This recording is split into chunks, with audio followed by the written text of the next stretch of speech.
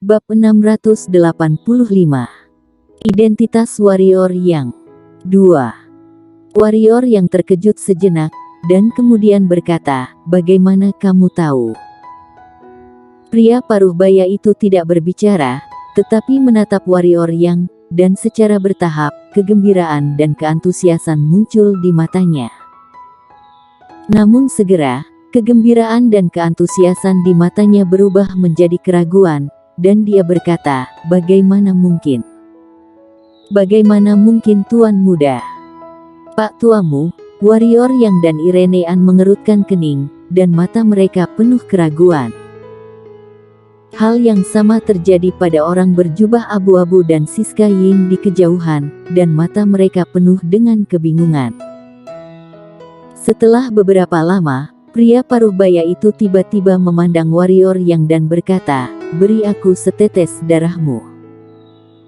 Warrior yang ragu-ragu sedikit, tidak menolak, dan menjentikkan jarinya. Setetes darah menyembur di depan pria paruh baya itu.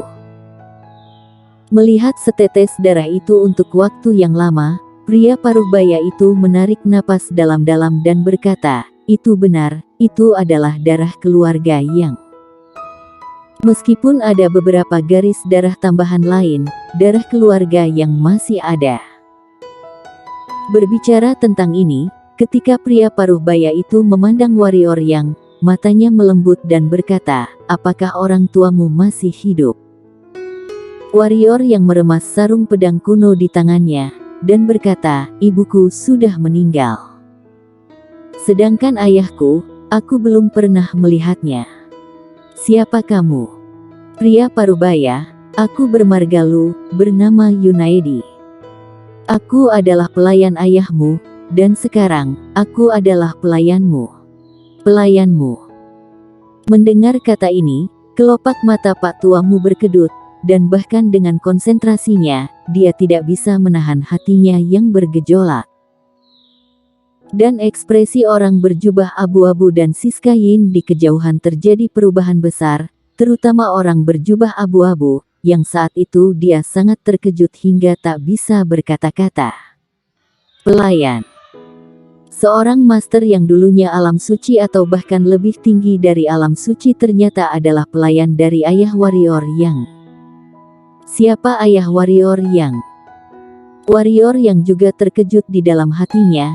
Dia tidak menyangka master di depannya ternyata mengenal ayahnya yang belum pernah dia lihat sebelumnya, apalagi ternyata dia adalah pelayan ayahnya. "Kamu mungkin memiliki banyak keraguan dalam pikiranmu," pria paruh baya itu berkata, "namun, aku tidak akan memberitahu kamu terlalu banyak, karena itu tidak akan ada gunanya bagi kamu. Kamu hanya perlu tahu bahwa ayah kamu dan aku diasingkan. Adapun mengapa kami diasingkan, aku juga tidak bisa memberi tahu kamu. Katakan padaku apa yang bisa kamu katakan," kata Warrior yang. Pria paruh baya itu mengangguk, lalu melirik orang berjubah abu-abu dan Siska Yin di kejauhan. Keduanya mendadak merasa menghadapi musuh. "Pria paruh baya, kedua orang ini adalah temanmu."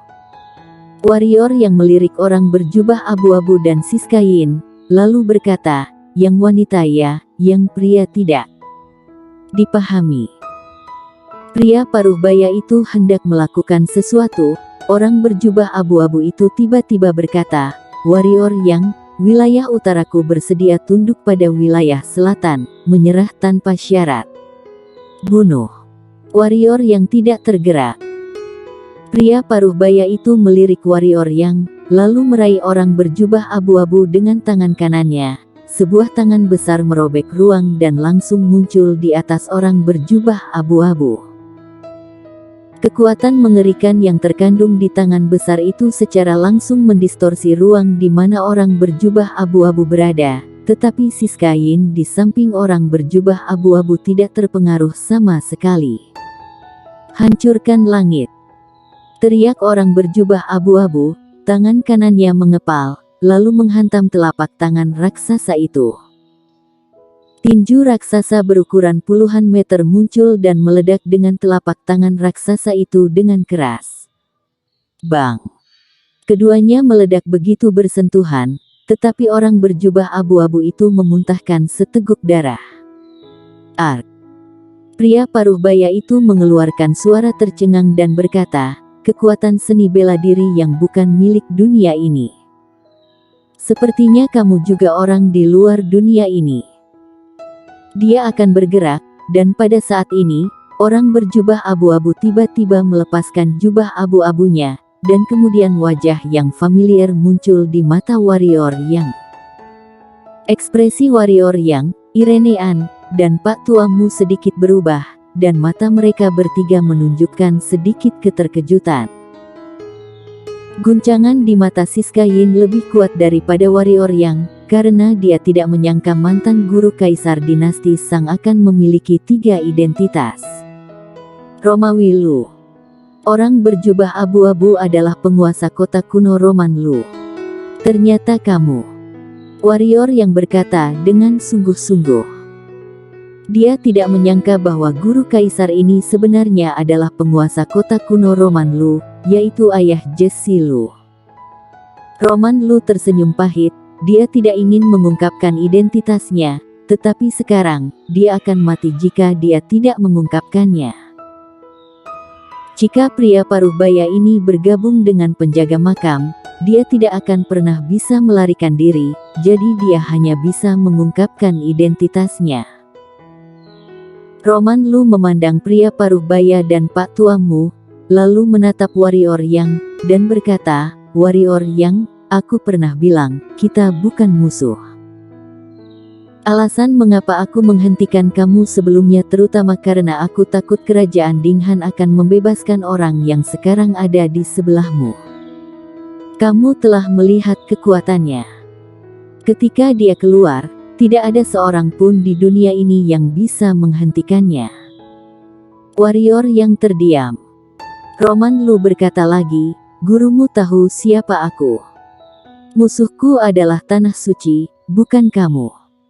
Dapat dikatakan bahwa kita memiliki musuh yang sama. Dia menjelaskan karena dia tahu apakah dia bisa hidup hari ini atau tidak, semua tergantung satu pikiran warrior Yang. Lepaskan dia.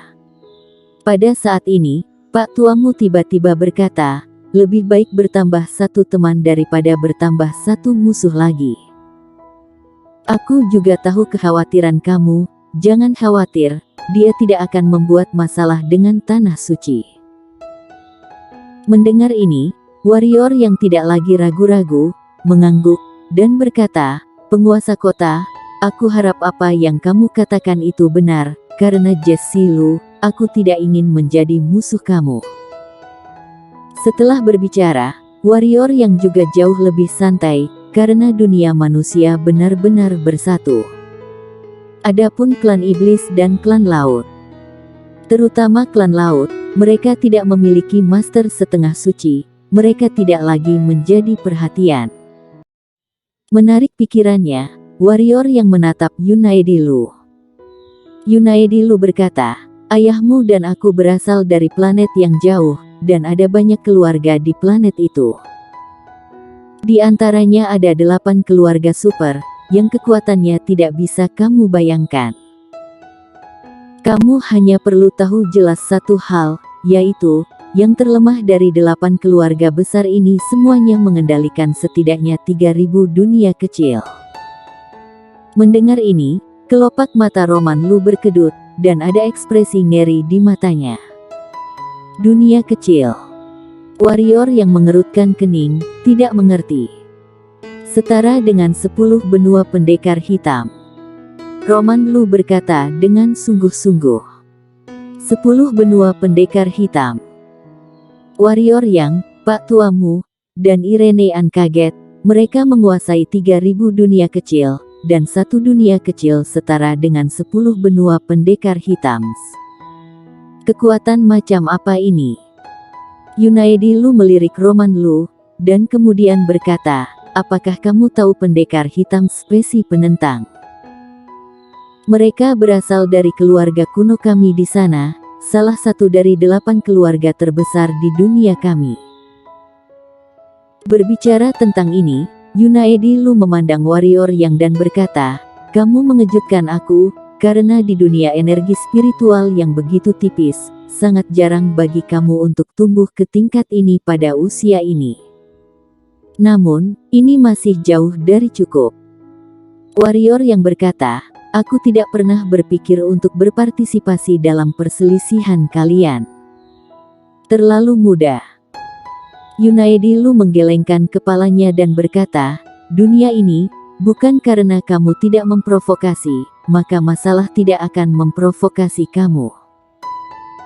Jangan katakan dunia asal-usul aku dan ayahmu, bahas saja dunia ini, kekuatanmu terlalu lemah, energi hitam dunia ini telah habis sampai di ambang kehancuran. Tanpa menerobos dunia ini, hanya ada kematian. Dan orang-orang di atas kita, dia tidak akan membiarkan kita terobos keluar. Dengan kekuatanmu, juga tidak bisa."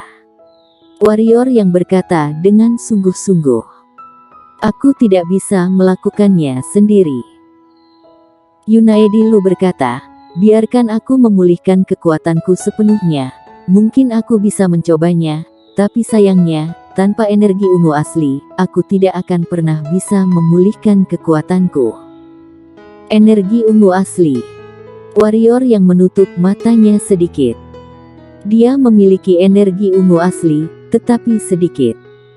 Terlebih lagi, sebelum dia memiliki kemampuan untuk melindungi dirinya sendiri, dia tidak akan memberi tahu siapapun tentang pagoda Hongmeng kecuali beberapa orang yang dia percayai. Pagoda Hongmeng terlalu penting dan terlalu berharga. Begitu muncul, tidak hanya tanah suci dan pendekar hitam spesies penentang yang akan datang kepadanya dengan cara apapun, khawatirnya bahkan di antara orang-orang di wilayah selatan ini, akan ada orang yang mengincarnya. Pada saat itu, bahkan jika dia memiliki 100 nyawa, itu tidak cukup untuk mati. "Menurut senior, bukankah kita harus menunggu kematian?" kata Irene An tiba-tiba. Yunaedi Lu tertawa kecil dan berkata, "Bagaimana mungkin? Jika orang-orang terdesak maka bisa melakukan segalanya. Di antara pendekar hitam penentang spesies itu, ada orang yang sangat kuat. Meskipun mereka bukan alam suci sekarang, tapi mereka dulunya lebih kuat dari alam suci. Jika mereka benar-benar ingin membunuh pendekar suci dengan kekuatan setengah suci mereka, itu bukannya tidak mungkin juga. Pendekar hitam spesies penentang juga bisa menjadi musuh kita," kata Irene An. "Pada akhirnya, musuh semua orang adalah jalan langit ini, dan mereka yang berada di atas jalan langit ini." Yunaedi Lu berkata, "Tentu saja, karena sifat manusia yang jahat, kita tidak akan bersatu sebelum saat kritis hidup dan mati. Oleh karena itu, pembantaian satu sama lain tidak bisa dihindari." Pada saat ini, Roman Lu tiba-tiba berkata, "Anda benar. Kecuali pada saat hidup dan mati, manusia tidak akan benar-benar bersatu."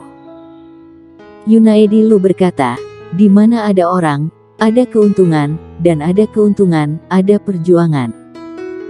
Ratusan juta dunia semuanya seperti ini." Berbicara tentang ini, dia memandang warrior yang dan berkata, "Kamu berasal dari keluarga yang, meskipun hanya seorang anak dari putra yang terlantar, tetapi bagaimanapun juga kamu adalah keluarga yang. Ada beberapa hal yang tidak bisa kamu hindari." Warrior yang menggelengkan kepalanya dan berkata, "Hal-hal itu terlalu jauh, mari kita bicara tentang hal-hal saat ini. Anda sekarang telah bebas, bagaimana rencana kamu di masa depan?" "Tentu saja mengikutimu." Yunaedi Lu berkata, "Kamu adalah satu-satunya harapan agar aku bisa kembali ke keluarga yang." Warrior yang mengangguk dan berkata, "Aku tidak tahu apakah aku akan kembali keluarga yang, tetapi sekarang Anda tinggal bersama aku, itu tidak diragukan lagi merupakan bantuan besar bagi aku. Aku akan memperhatikan situasi ini, dan aku akan membalasnya di masa depan. Yunaedi Lu tersenyum. Dia tidak berpikir warrior yang bisa membantunya, tapi dia tidak mengatakan apapun untuk menolak. Dengan jentikan jarinya, sebuah gulungan batu giok terbang ke arah warrior yang berkata, menurut istilah dunia ini bisa dianggap sebagai ilmu gaib kultivator pedang. Namanya, kecepatan pedang cahaya, sebanyak 3 tingkat. Tingkat pertama dapat meningkatkan kecepatan pedang kamu sebanyak 5 kali, tingkat kedua dapat meningkat 10 kali, dan tingkat ketiga dapat meningkat 30 kali. Jika kamu berlatih sampai tingkat ketiga, bahkan aku tidak bisa lepas dari seranganmu. Bersambung.